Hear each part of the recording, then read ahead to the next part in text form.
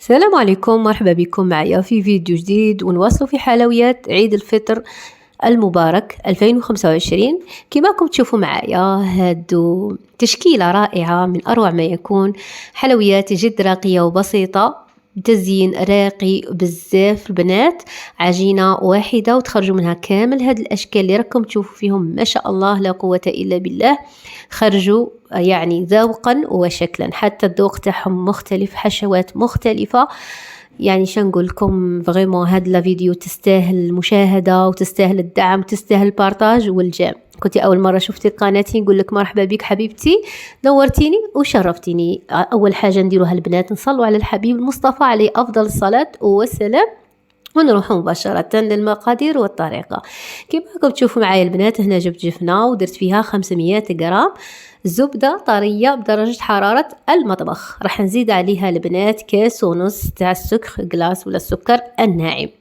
انا نبغيها بزاف هذه العجينة لانه تخرج ما شاء الله، تجبوا تقولوا نمبر وان في الحلويات في لي صابلي. عجينة صابلي تخرج كمية كبيرة.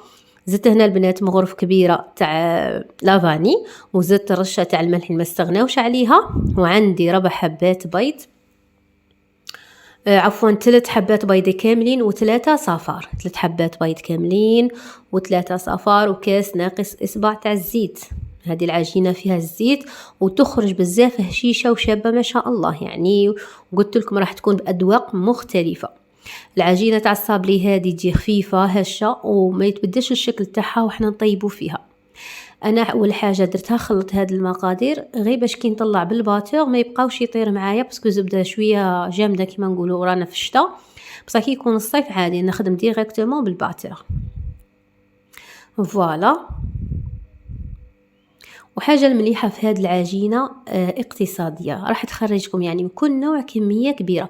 تخيلوا راح تخرجنا فوق 130 حبه، فوق 130 حبه تاع الصابلي. هنا زدت لا لوفور شيميك ولا الخميره الكيماويه، زدت 2 ساشيات يعني 2 اكياس، وزدت الكاس تاع المايزينا، كاس ونصف تاع النشا. غادي ترماركو باللي لا لوفير ولا خميره كيماويه درتها مع البديه، ما درتهاش مع الاخير مع الفرينه.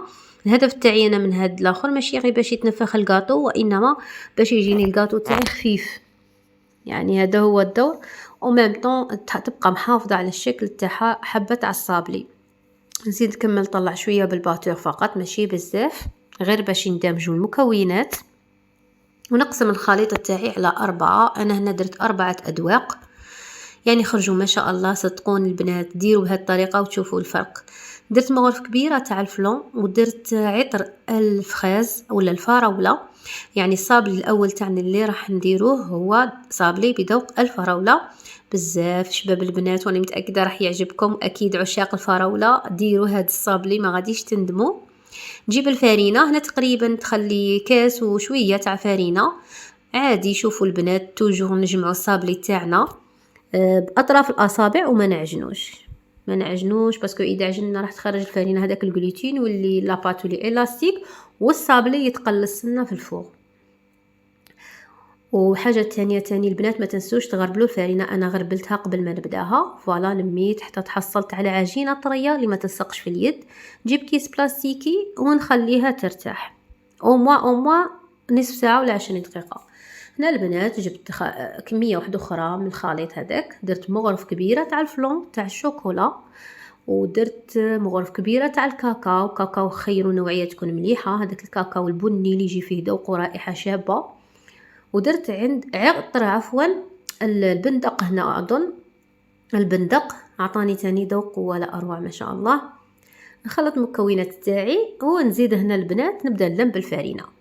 دايما نلمو باطراف الاصابع ما نعجنوش، ونزيد الفرينه غير بشويه باش ما تغبنيش وتجي لنا بات يابسه. لازم لاباط تاعي تقعد طريه، وكما قلت لكم ما تلصقش في اليد. هذه زعما نصيحه البنات كي تخدموا الصابلي تاعكم ما تعجنوش وما تنشفوش، خاصه اخواتاتنا المبتدئات. يعني خذوا هذه النصيحه بعين الاعتبار. ندير كيس بلاستيكي نخليها تاني تريح مع العجينه الاولى. روح العجينه هذه اللي بعدها درنا هنايا 2 مغارف كبار تاع الكاطو مرحي بيمو ولا اي نوعيه تكون عندكم، 2 مغارف كبار تاع الكاوكاو اللي كان مقلي ومرحي، وزوج مغارف ايضا تاع حلوة الترك، وزوج مغارف كبار تاع العسل. هنا غادي نخدم لكم صابلي بذوق العسل والبيمو وحلوة الترك. نقولكم يا البنات على هاد لو صابلي، يا يخرج تحفة بالبنة، يا جربوه فقط جربوه قولوا لي رأيكم. اللم بالفارينة، صدقوني انا فرحت بزاف كي درت هاد لا غوسيت، تحصلت على عدد كبير كما نقولوا كميه كبيره من الصابلي، والاذواق والله العظيم يا البنات ما يتملوا، كل واحد يقول الاخر انا خير منك انا خير منك. على باسكو خدمتها على يومين صراحه ما كانش عندي الوقت. هنا زدت عطر الكراميل واللم بالفارينه، ما كانش عندي الوقت خدمته على يومين. وبعد الافطار طبعا بعد ما ذقت وشفت كيفاش خرج، يعني والله خرج تحفه. برك جربوه يا البنات ما غاديش تندموا. توجور نلمو في ساشي ونخلوها تريح مع العجين السابق. قلتلكم خرج لي كميه كبيره الله يبارك، فوق 130 حبه. معليش جبت معاه 2 جور بصح انا كيما نقولوا قلتلكم كنت شويه مشطونه. هنايا شوفوا البنات، جبت عطر الكراميل وجبت زبده الفول السوداني. هنا تقدروا تستغناو عليها وتعوضوها اما غير بشويه كاوكاو، غادي تعطيكم تاني نتيجه شابه. وهنا درت ملعقه كبيره تاع طوفيا كراميل ولا النيسلي كراميل، راني خدمتها معاكم في الفيديو اللي فاتت. فوالا نخلط مليح هاد المقادير. هاد لاباتين جات بزاف شابه، الذوق تاعها متامنوش كي داير. نخلط مليح هاد المكونات حتى يندمجوا، ونزيد الفارينه. نجمع توجور بالفارينه اطراف الاصابع. فوالا عجين طري وما يلصقش في اليد. ولأول مرة دخلت قناتي نقول لك مرحبا بك أختي، نورتيني في القناة. ونقول لكم نتوما خواتاتي ما تنساوش الجيم من باب الدعم. وإن شاء الله هاد الفيديو صراحة تعبت فيها بزاف باش وجدت لكم هاد الأذواق وهاد الأشكال. إن شاء الله يا ربي ما يروحش تعبي خسارة. ديروا بوسيبل باش ديروا جيم وتبارطاجوها مع اللي حبابكم اللي غاليين عليكم وحباباتكم خواتاتكم، خلوهم حتى هما يستفادوا من الفيديو. نتمنى تطلع توندونس وتطلع اكسبلور يعني في اليوتيوب. كيما شفتوني قسمت لي بات تاوعي، كل وحده حطيت المول اللي غادي نخدم به. فوالا انا اول حاجه نحل العجينه تاعي على ورق طاي وعلى بلاستيك. نجيب المول هذا العجينه تاع الفخاز درتها بالمول الدائري. شوفوا نصيحه اللي نقولها لكم، ديروا مول صغير باش يقطع لكم كميه كبيره الحلوى. ديروا مول صغير. انا شويه المول كبير بغيت الحلوى تبان سورتو كيما انا نقولوا راني نصور ندير مونتاج، نبغي لا بياس تكون باينه غايه. خرجت لي هاد الكميه البنات. راني مسخنه الفور تاعي على 180 درجه مئويه من التحت، نديره يطيب ونروح نكمل لاباط اللي بقات لي. حمره من التحت شويه وزيد حمره شويه من الفوق ماشي بزاف. نروح نحل لاباط الزاوجه وخيرت هذا الكاطو ولا هذا المول تاع لا فورم تاع الدمعه ولا اللوزه كما يسموه بعض الناس. هذا خرج لي كميه ما شاء الله فوق 40 حبه. قطع لي باسكو المول صغير وجا في الذوق نقول لكم تحفه. درت له واحده الحشوه مقرمشه ما شاء الله. شوفوا البنات السمك اللي نتحصلوا عليه ديروا دائما 1 سنتيمتر. دائما بابي كويسون نديره في الفور يطيب ونروح نحل عجينه ثالثه. عجينه الثالثه هذه نورمالمون بذوق الكراميل. هذه درت لها الشكل المربع هذه تاني تزيين تاعها جا ما شاء الله. خدمتها لكم بالقطايف وخرج بنا ولا اروع، يعني واحد القرمشه هبال البنات، هبال تاع الدنيا. نروحوا اخر عجينه وهي عجينه الشوكولا، واكيد راكم كاع تبغوا صابلي الشوكولا. هذا غلطني فيه ما درتش كميه كبيره وخرج يا البنات خرج روعه. نقول لكم كتروا منا هذا تاع الشوكولا. درته على شكل قلوب ما في الديكور في التزيين جا شباب. فوالا البنات نطيبه. وهذه هي الكميه اللي تحصلت عليها، قلت لكم فوق 130 حبه تاع الصابلي. طيبته مليح من التحت زدت طيبته من الفوق.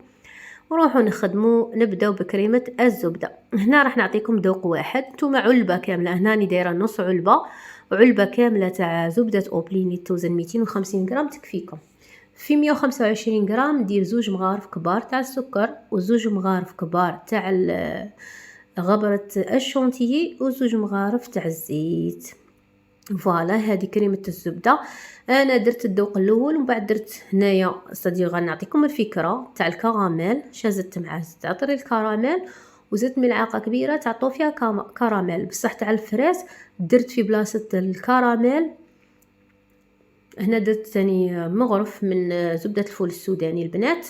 قلت لكم في زبده كريمه الزبده بذوق الفراوله، درت عطر الفراوله وملعقه كبيره فلون تاع الفراوله. هذه هي صافي 125 درتها هذه و125 الاخرى خدمت بها كريمه الفراوله. لا فيديو فريمون جات بزاف طويله، راكم تشوفوا فيا نسرع فيها غير باش ما تجيكمش طويله بزاف. طلع بالباتور خليها على جهه في الفريجيدير. نروحو نخلطوا الكلاصاج بنات. هنا درت زوج مغارف كبار تاع زوج مغارف كبار تاع الليمون، عصير ليمون صفيته، وزوج مغارف كبار تاع الحليب بارد، ومغرف كبيره تاع الزيت. هنا راح نخدم كلاصاج اللي راح نغلف بيه الحلوى تاع الفخاز. فوالا نصفي توجور السكر تاعي ونبقى نخلط بالفوي حتى نتحصل على كلاصاج اللي يكون ثقيل نوعا ما، يعني اللي نقدر نكلاصي به الحلوى تاعي. واللي ما تبغيش الكلاصاج يعني تقدري تستغني عليه وتبدليه بالشوكولا البيضاء. ديريها كولورون تاع الفراوله تحصلي على شوكولا باللون الوردي يعني وتكلاصي بها الحلوى تاعك. فوالا سهله مهله ماشي حاجه كبيره. انا بغيت شويه نهرب على الشوكولا كما راكم عارفين راهي كلشي غالي، شويه قلت نقتصدو شويه نبدل في لوغو وخرج ولا اروع. يعني خرجت بزاف هاد الطليه. شوفوا البنات تخرج لكم طريه، تقعد طريه باسكو فيها الزيت وتشد لكم مده طويله وما تخافوش منها. قلاصوا بها اي نوع تاع حلوى كيما الطورنو كيما العرايش كيما اعتمدوها، يعني عن تجربه راني نقول لكم. فوالا هذه هي الكريمه انا اللي خدمتها بذوق الفراوله كريمه الزبده. درت في اون بوش ادو وبديت نبلاصي في الحبات تاوعي ونزينهم بهذه الطريقه. في الوسط درت ديروا سواء لا جولي تاع الفخاز ولا كونفيتور تاع الفخاز ولا تاع المشماش بعطر الفخاز، وتبلعوا الحبات تاعكم تضغطوا عليهم وتسقدوا الحواف كما راكم تشوفوا راني ندير في لا فيديو. وهنايا نجيب الكلاصاج تاعي ندير الحبه ونخبطها مليح حتى نتخلص من هذاك الكلاصاج الزائد ونحطها على لاغري. فوالا ندير كاع الحبات بنفس الطريقه ونخليهم ينشفوا. هذه غدوه من داك كانوا نشفوا بيان. شوف خرجوا شباب بزاف الكلاصاج هذا. شان نجي نفيني الحبه تاعي نتخلص من كاع هذاك الكلاصاج الزائد بهذه الطريقه. سينو تقدروا تاني ديروا بلا راب صغيره ترابوا هذاك الزائد. وهنا جبت شويه عسل بانسو درت غير في الاطراف ودرتها في نوات كوكو ولا جوز الهند، يعني تقدروا ديروا مام قطايف. هنا درت شويه شوكولا بيضه في الوسط وزينتها بهذا الورد الشوش وخرجت تحفه. شنقول لكم خرج هذا الصابلي تاع الفخاز شكلا ومذاقا ولا اروع. نروحوا درك الكاطو تاع الدمعه واللي راح نديروا طبقه مقرمشه يا البنات. كما شفتوني هنا البنات جبت كاس مملوء تاع القطايف اللي كان محمص. انا كان شريته كيما هكا محمص وانتم تقدروا تجيبوه يعني نورمال وتحمصوه في الفور مع شويه زبده. نحكم نفتت القطايف تاعي بهذه الطريقه ونزيد لهم كاس مملوء تاع الكاطو مرحي وزوج مغارف كبار تاع لحظه ولا حليب غبره وكاس ناقص شويه تاع الكاوكاو المقلي والمرحي مليح. نخلط كاع هاد النواشف وجات هاد الحشوه بزاف بنينه صدقوني رغم بساطه تاعها. تقدروا تبدلوا في الحشو، تقدروا تدخلوا نوات كوكو، يعني تقدروا تدخلوا القفريط. هنا درت 3 مغارف كبار تاع العسل باش نلم الخليط تاعي باش ما يجينيش حلو يقهم. زدت له لا كونفيتور كيما نعرفوا لا كونفيتور فيها حموضه يعني هاد الطبقه ما تجيناش حلوه بزاف تقهم. المهم نبقى نزيد الا زدت مغرف تاع عسل نزيد معها شويه كونفيتور حتى يتلم الخليط هذا عندي وتولي شغل اون بات عادي.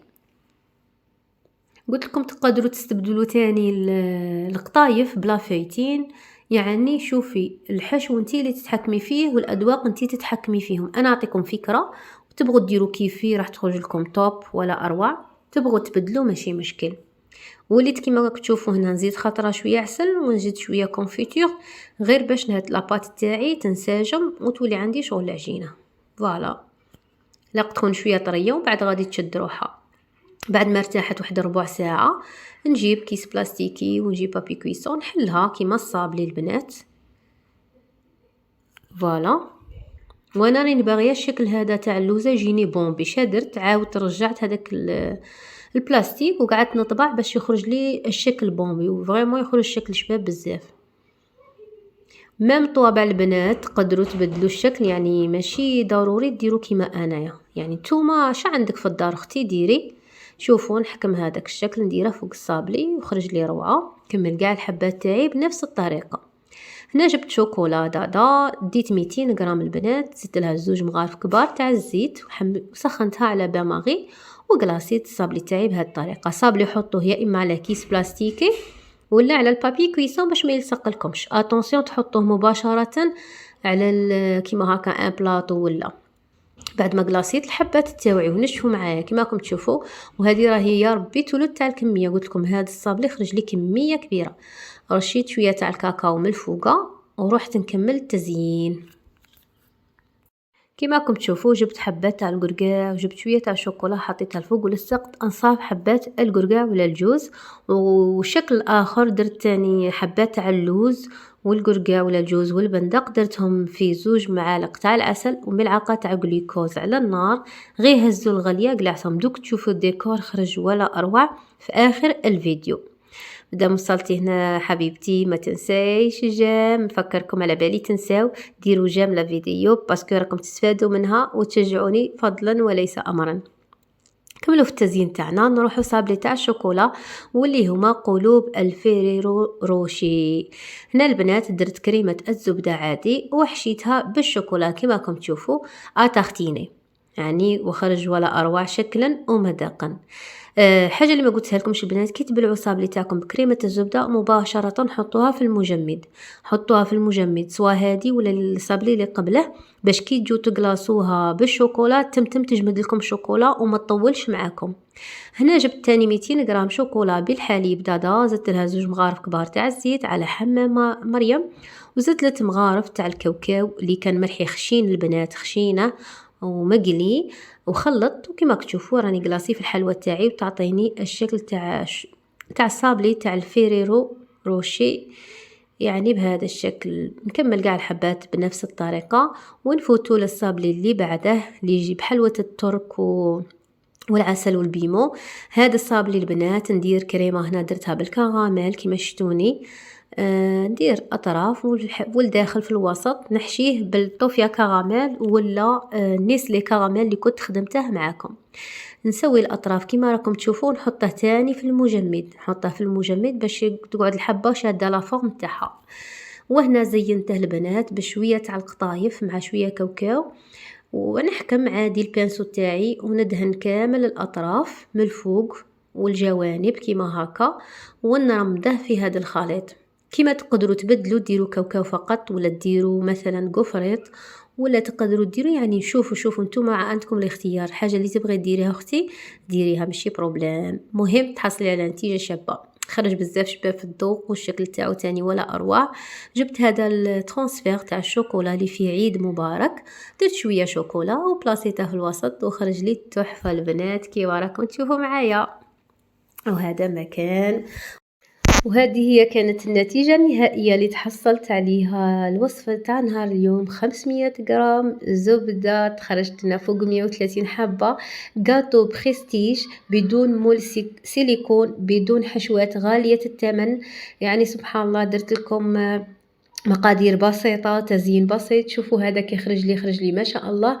قلت لكم درت له تزيين مختلف وخرجت. تخيلوا طاولة تاع العيد تكون مزينة بهاد الحلويات، يعني تحتاجوا فقط شوية مقروط وشوية بقلاوة وتكونوا وجدتوا كامل حلويات العيد. يعني صح توقفي شوية معاهم، بصح خير ما تروحي كل يوم تخلطي ديك 250 غرام وتجيبي 10 ايام وانتي في الكاطو تاع العيد.